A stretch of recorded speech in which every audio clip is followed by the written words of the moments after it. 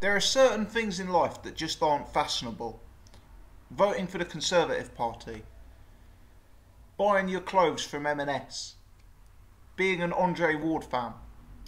Certain things in life, unfortunately, just aren't cool, and certain things in life tend to get you a bit of stick. I personally would never describe myself as an Andre Ward fan. I haven't made videos on my channel worshipping Andre Ward, in my humble opinion. I don't sit here daydreaming about when Andre Ward is next going to enter the ring. I don't sit in front of his fights with butterflies in my stomach. But one thing I do have that a lot of boxing fans don't have is a tremendous respect for the achievements of Andre Ward. I had a debate, must be a month, 2 months ago now, with the panel on my podcast, and there were all sorts of different areas with which my panel put stick on Andre Ward and looked to pick holes in Andre Ward. Some didn't like his style. They said it was boring. They said it was a bad look for boxing. Some didn't like his sportsmanship, the fact that he's quite rough and ready, the fact that, he's alleged to put his head in, the fact that he's been seen putting in low blows. Lots and lots and lots of reasons why people are anti-Andre Ward. But whether you like Andre Ward or not, whether you're a fan of his style or not, whether you're a fan of the way he conducts himself inside and out of the ring or not, for me personally, you've got to give Andre Ward a lot of credit for getting the job done. Andre Ward today, on his official Twitter and, as I understand it, various other parts of his social media, has put up a post saying mission accomplished, and there's a 1-minute video of him, and it has footage of him as a kid saying all I want to be is a fighter. It has footage of him as an amateur saying all I want to be is an Olympic champion, and then it has footage of him as a pro saying all I want to be is a world champion. We then see Andre Ward with all of his world title belts hung up by the ring, walking out of the gym, and I believe an official statement has been made on his website saying he's leaving the sport because of the fact that his body can no longer put up with the physical rigours the sport demands of him. Now, Andre Ward for me has always come across as a very level-headed guy. When Andre Ward says he's retiring, when Andre Ward says he's leaving the game, it's perhaps more likely that he actually is leaving the game than, say, a guy like Tyson Fury, who, let's be honest, I'm a fan of, but he retires every 6 months or so. So I wonder if this very likely is the last that we'll see of Andre Ward. And one thing he referred to in his statement is that the rigours of the sport aren't just what we see in the ring. It's the endless training camps, the endless work that goes on in the gym in order to prepare him for fights. And that's understandable. Ward has actually had a surprisingly long professional career. He's had 32 fights, but Ward actually turned pro. And this may surprise people, it actually surprised me. Ward turned pro in 2004. So Ward turned pro 13 years ago. And he's been competing at a fairly high level in the sport for a long period of time. Looking back on his resume, and I've got BoxRec in front of me, I'm not doing this from memory. In 2009, he fought Mikael Kessler and Edison Miranda. So that was 2009. That was 8 years ago. He was taking on guys like Mikael Kessler. Mikael Kessler's probably the first world-class opponent you'll find on his resume. So Ward stepped up to world-class level in 2009. Alan Green in 2010. Alan Green and Sakio Bika in 2010. 2011 was a good year. Arthur Abraham and Carl Frost.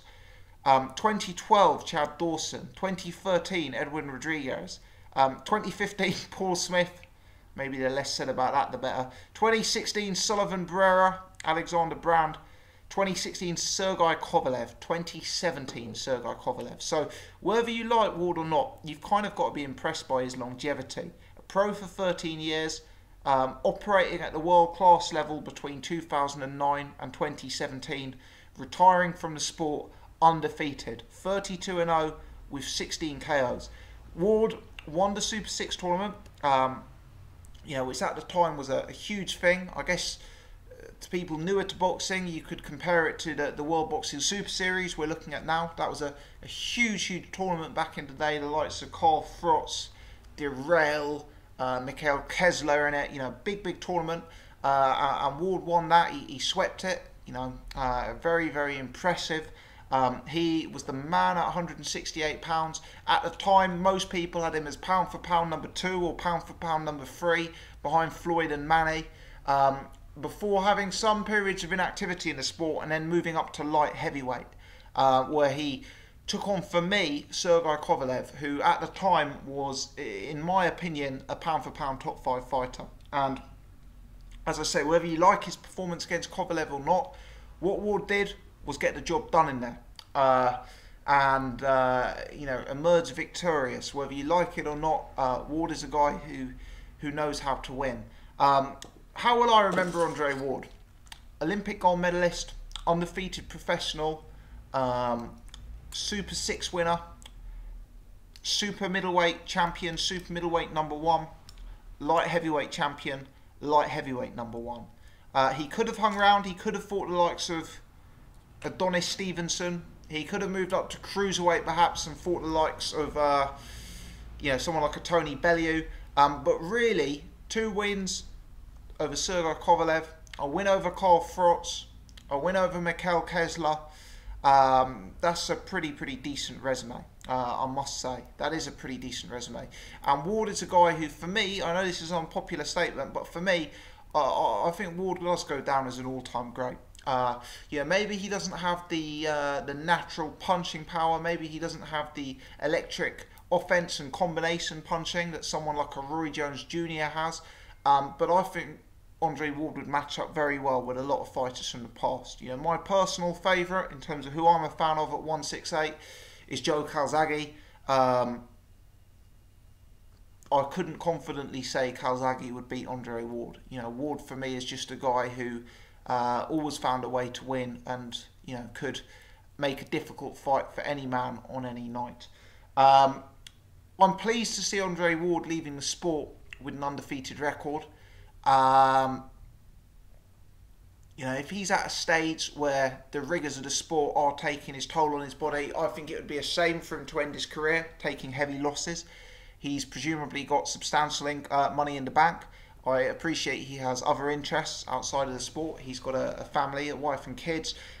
He's also, as I understand it, started to look at some of the business side of boxing. I might have got this wrong, but I think he's working with Shakur Stevenson as a manager, and I know he's working with a few other youngsters in the sport of boxing as well. So I'm pleased to see Andre Ward bow out at this stage. It would have been disappointing if he'd done a Bernard Hopkins, if you like, and carried on too long and ended up getting beaten by fighters who really weren't quite in the same class as him on his best day. So, yeah, I'm pleased to see him leave the sport. There are other fights out there for Andre Ward. You know, that Adonis Stevenson is a fight that I would certainly watch and enjoy. Ward up at cruiserweight and up at heavyweight, you know, these are fights that I would watch for the purpose, I guess, of being, you know, freak show boxing, and for the purpose of wanting to see how he could do up at the weights. But really, in terms of the class matchup, I think Sergey Kovalev was the consensus number 1 in light heavyweight. He's been there, he's done it, and I wouldn't confidently pick any fighter at 175 or 168 to beat Andre Ward, even at this stage of his career. So that's my thoughts on Andre Ward's retirement. You know, as I say, I've got stick in the past for saying anything positive about Andre Ward, so I assume I'll get stick for this video because I haven't been negative and berated him. But I'm not someone who considers myself an Andre Ward fan. You know, I don't sit here rewatching his fights, and I don't sit here praying for him to get back in the ring. You know, he's not someone who I find the most electric or most exciting fighter, but he is someone who I have a deep respect for as a boxer and as a professional. And he is someone who I think would be a very tough man to beat. I think he's a first ballot Hall of Famer. I think he's an all-time great fighter. And in my lifetime, if I were to draw up a list of the fighters in my lifetime who at their peaks would be hardest to get beat, there isn't too many guys that I would pick ahead of Andre Ward. Let me know your thoughts, people. Drop me your comments in the section below. Give me your take on Andre Ward and his retirement. Is this the last of Andre Ward, or do you suspect that he'll be lured out of retirement? If you've enjoyed the video, please take the time to hit the thumbs up button. If you're new to the channel or you haven't done so before, do take the time to subscribe so you can check out all of my other stuff. Many thanks as always for tuning in.